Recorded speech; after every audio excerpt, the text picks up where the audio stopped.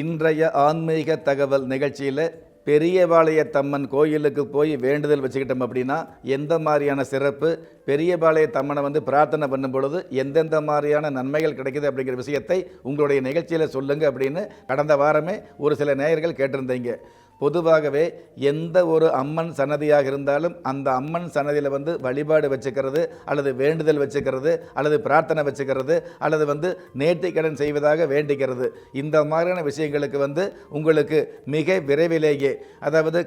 காலமாக நிறைவேறாத ஒரு சில விஷயங்கள் கண்டிப்பாக நிறைவேறக்கூடிய பாக்கியங்கள் அம்மன் சன்னதியில் இருக்குது அப்படிங்கிறது ஆழமான உண்மையாக இருந்துகிட்டு இருக்குது. அந்த மாதிரி பெரியபாளையத்தம்மன் கோயிலில்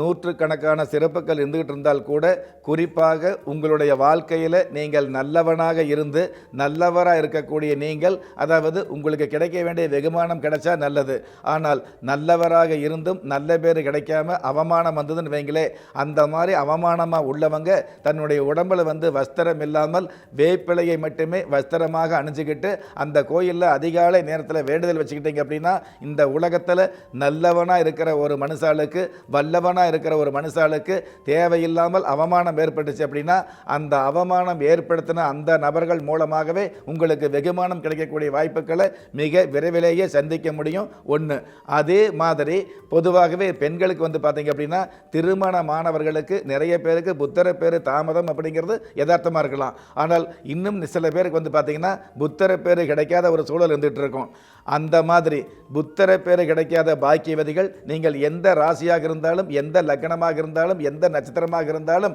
இந்த மாதிரி பெரியபாளையத்தம்மன் கோயிலில் மண் சோறு சாப்பிடுவதா வேண்டுதல் வச்சுக்கிட்டு அந்த மாதிரி வேண்டுதல் நிவர்த்தி பண்ணீங்க அப்படின்னா, கண்டிப்பாக அடுத்து வரக்கூடிய 90 நாட்களிலேயே உங்களுடைய அடிவயத்தில் கரு உருவாகக்கூடிய மிகப்பெரிய ஒரு அம்சத்தை யாராக இருந்தாலும் சந்திக்க முடியும். இந்த மாதிரி பல்வேறு விதமான சிறப்புகள் பெண்களுக்கு மட்டும் இல்லை, ஆண்களாக இருந்தாலும் பெண்களாக இருந்தாலும் உங்களுடைய வாழ்க்கையில் எந்த விதமான கஷ்டமாக இருந்தாலும் அந்த கஷ்டத்தை அடுத்தவங்க கிட்ட சொல்லி அழ முடியாத கஷ்டங்களை அம்மன் கிட்ட சொல்லி பிரார்த்தனை வச்சுக்கிட்டீங்க அப்படின்னா, இந்த வாழ்க்கையில் இந்த உலகத்தில் எழ முடியக்கூடிய, எழுந்து நிற்கக்கூடிய, விழுந்து விட்ட வாழ்க்கையில் கூட எழுந்து நிற்கக்கூடிய மிகப்பெரிய பாக்கியங்களை அம்மன் சன்னதியில் பண்ணக்கூடிய பிரார்த்தனைகள் கொடுக்குது அப்படிங்கிறது நிச்சயமான நிதர்சனமான உண்மை.